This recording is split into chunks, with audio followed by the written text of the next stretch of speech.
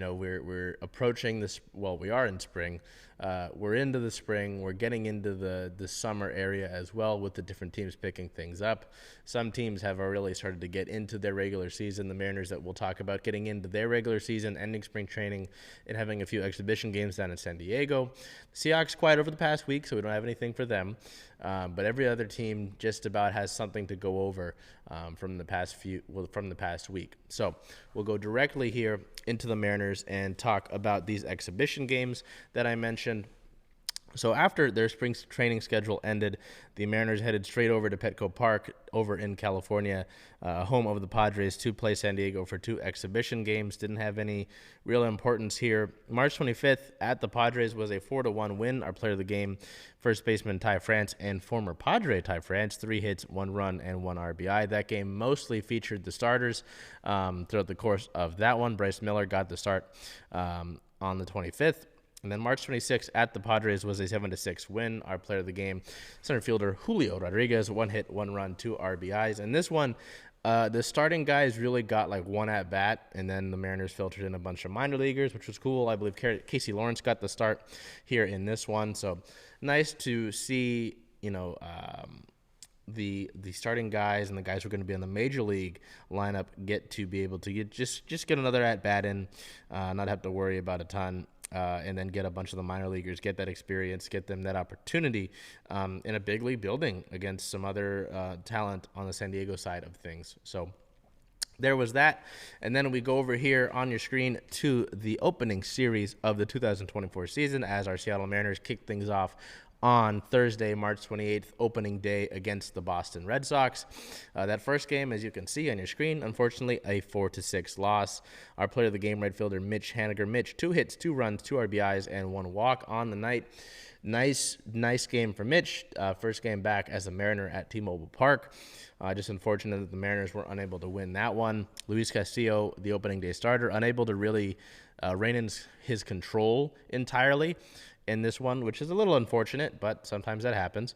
Dylan Moore hits a pinch hit 2-run homer, but ultimately the Mariners offense is not able to overcome the deficit that Castillo gives up, that the bullpen wasn't able to completely clean things up as well. The next day, March 29th, Friday, versus the Boston Red Sox. First time in the City Connect jerseys this year. The Mariners would win that one in very tight, very dramatic fashion as well.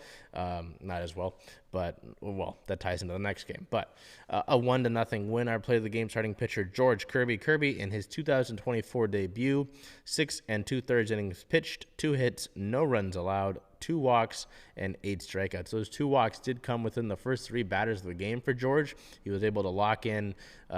Someone said he looked injured. I was like, that's maybe a little dramatic.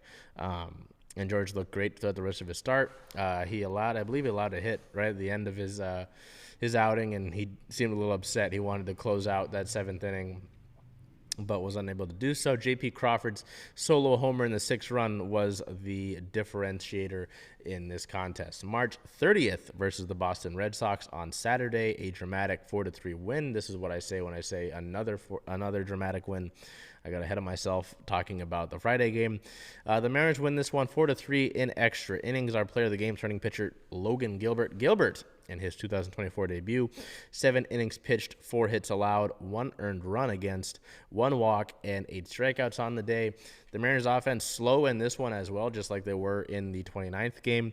It looked like they weren't going to be able to do anything after getting their first run of the game in the first inning, and they didn't have a hit from the second inning to, I believe it was the 9th inning.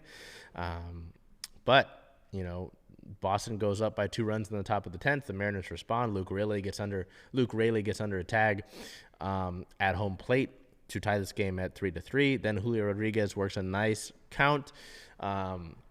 Nice plate appearance, and is able to rope a single into right center field to score Josh Rojas from third and get the Mariners the win. It's Julio's first walk-off base hit of his career.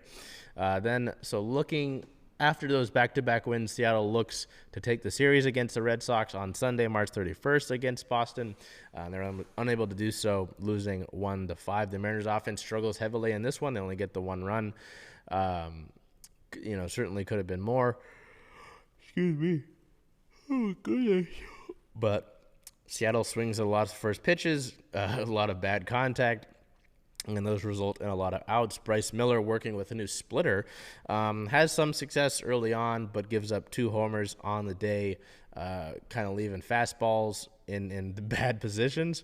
And Boston takes advantage, so the Mariners and the Red Sox split the series 2-2, which is fine, I mean, to an extent, but you really should have had a series win, and you almost could have had a sweep if a few things go your way or if you are a little bit better. So we go straight over here to injury-related news, as there will be a bunch of that relating to team notes as well.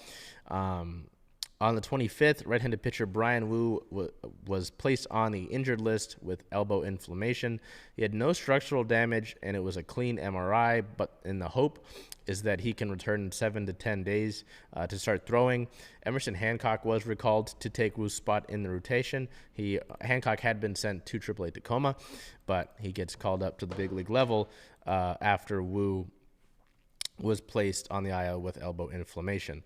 On the same day, infielder/outfielder Sam Haggerty started the season on the injured list with a personal medical issue. It's non-baseball related, and general manager Justin Hollander would not specify what it is.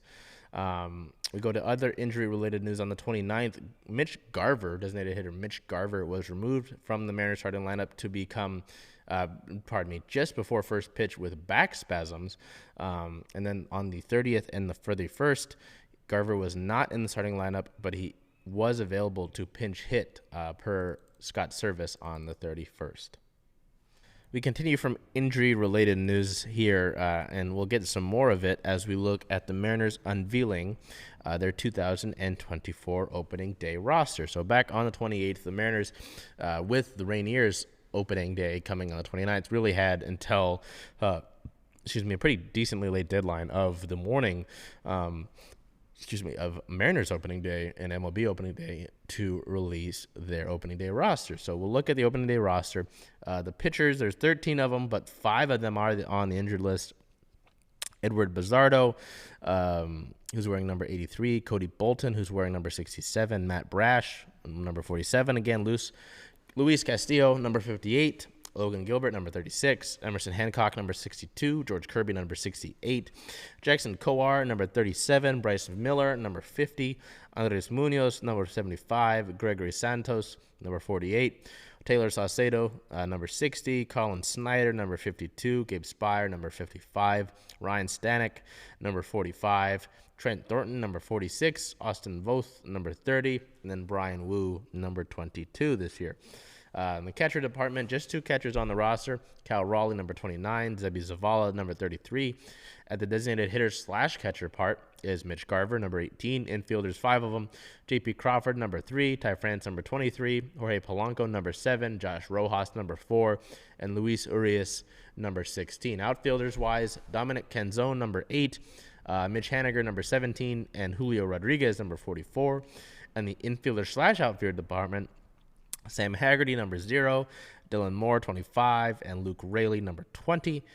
We then we'll look briefly at the coaching staff. There's Scott Service wearing number 9 again. Manny Acta, third base coach, 14 once again. Bullpen coach Tony Arnerek, number 57. Director of pitching strategy, Trent Blank. Bench coach and offensive coordinator, Brant Brown. Hitting coach/director of hitting strategy, Jarrett DeHart. Pitching strategist and assistant pitching coach is Danny Farquhar. Infielder coach, Perry Hill, once again. Assistant hitting coach, Tommy Joseph. First base coach, Christopher Negron. Major League field coordinator, Carson Vitale. Pitching coach, Pete Woodworth. Bullpen catcher, Fleming Baez. And other bullpen catcher, Justin Novak. There were a few roster moves that were made to set the Mariners' 26-man roster for opening day. Right-handed pitchers Brett DeGus and Tyson Miller were both reassigned to AAA Tacoma. Infielder/outfielder Brian Anderson was released, but he did re-sign on a minor league contract and did join the Tacoma Rainiers. Outfielder Taylor Trammell was designated for assignment. As we mentioned with Sam Haggerty, he was placed on the 10-day injured list, retroactive to the 25th of March. And then a couple other retroactive to the 25th of March moves. Right-handed pitchers, Edward Bizardo with a right rotator cuff strain, Matt Brash with right elbow inflammation, Gregory Santos with right latissimus dorsi strain, and then Brian Wu with a right medial elbow inflammation, all placed on the 15-day injured list, retroactive to the 25th of March. So, see if nothing on Trammell yet. So that's why I was curious about that with him being designated for assignment. But we'll come up here, and with the opening day roster, like we talked about throughout the course of spring training, when we were at spring training, and then last week, there's not a lot of surprises here. Tyson Miller's a guy who maybe gets called up at some point throughout the course of the year, but with Bazardo, with Brash, with Santos, all of those guys in the bullpen coming back at some point, as they deal with their respective injuries that they were dealing with throughout the course of spring training. I don't know about that, but there's not a lot of surprises here, at least position group wise. Maybe Brian Anderson impresses enough to earn a shot. Maybe Luis Urias loses his spot in some way, shape, or form. I doubt it, but yeah, not a lot of surprises. It'll be interesting to find out what's going on with Sam Haggerty. I mean, if it's non-baseball related and Justin Hollander wouldn't specify, obviously you're curious about what's going on there. There was a lot of stress and worry with Brian Wu and that injury that was announced on the 25th of March. Thankfully, there was an initial report about, Wu, and the elbow inflammation. Everybody was raising the red alarm, and I understand that. But then thankfully we get later reports that there's no structural damage. The MRI came back clean in the hope that he can return in 7 to 10 days to begin throwing again. Also considering that Hollander mentioned that, this IL stint's kind of like what Wu had to deal with last year when he was placed on the IL later into the season. So, hoping that's fine. It'll be interesting to see later in the day after this episode comes out on Monday, April 1st, Emerson Hancock, who was recalled to take Wu's spot, will be making his 2024 debut for the Mariners. So hopefully he does well in that regard. Just really quickly, we'll talk about that opening series against Boston and the Red Sox. It's pretty frustrating to see the way that the offense performed in 3 of those games. You look at even the extra inning game, I get that those 2 runs were scored in extras, but so you take away that, it's just 1 run over 9 innings. That can happen back-to-back days. And essentially, if you take out that extra inning game on the 30th, then you have 3 games in a row where you score 1 run across. It's 3 runs over 27 innings. It's pretty bad. And there was all this talk, of course, about getting rid of the strikeouts on this roster, with Teoscar Hernandez, Eugenio Suarez, Jared Kelenic, so on and so forth. There was a lot of striking out the last few nights, and it looked bad. The amount of first pitches that were swung at on Sunday against Garrett Whitlock, it was bad. It looks bad. I know, the Mariners talk all the time, whether it's Scott Service or the players themselves talking about, or the front office, talk about controlling the zone. Really haven't seen that this year so far. It's great to see Mitch and Dylan Moore both homer, J.P. Crawford homer the next day. So over those 2 days, though, all of your runs come off homers. It's not healthy. It's not sustainable. So really looking for them to click things in. You understand that it's the first series of the season. Things will pick up. They can even pick up throughout the course of this homestand, as the Mariners will host the Guardians for 3 games in their opening homestand of the season. But, just hoping that this isn't something that we're going to continue to have to talk about throughout the course of 162 games. So we go from that. Also, we go into this piece of team news. On the 28th, on opening day, designated hitter Nelson Cruz signed a 1-day contract to retire as a Mariner. Cruz had been the ceremonial first pitch thrower, but after he threw that, caught by his good buddy Felix Hernandez, they brought out a podium for Nelson, and he signed a 1-day contract to retire as a Mariner. So that was really cool to see. Some folks were speculating that with that 1-day contract, maybe he fits the 5-year limit that the Mariners have for their Hall of Fame. I don't know if that's true. Nothing's been said about that since he signed that 1-day contract, but interesting to note at least. So we go into the up next part of the Mariners segment here. The Mariners sit at a 2-2 record after that split with the Red Sox. They are second by the time of this recording in the American League West, just behind the Rangers, and they're only behind the Rangers because The Rangers have not lost 2 games. They've only lost 1, so they have a better winning percentage. Looking ahead, the Mariners finish out this current opening homestand of the year by hosting the Cleveland Guardians for 3 games. All 3 of those games are Julio Rodriguez no-fly zone bobblehead nights. The first 2 games on April 1st and April 2nd are 6:40 p.m. Pacific time starts, and then April 3rd versus the Guardians on Wednesday, a getaway game, is a 1:10 p.m. Pacific time first pitch. Then the first 3 games of a 6-game road trip for the Mariners, April 5th, 6th, and 7th are all in Milwaukee against the Brewers. All of them have different first pitch times. April 5th versus the Brewers is a 5:10 p.m. Pacific time start. April 6th at the Brewers is a 4:10 Pacific time start. Then on Sunday, April 7th at the Brewers is an 11:10 a.m. start.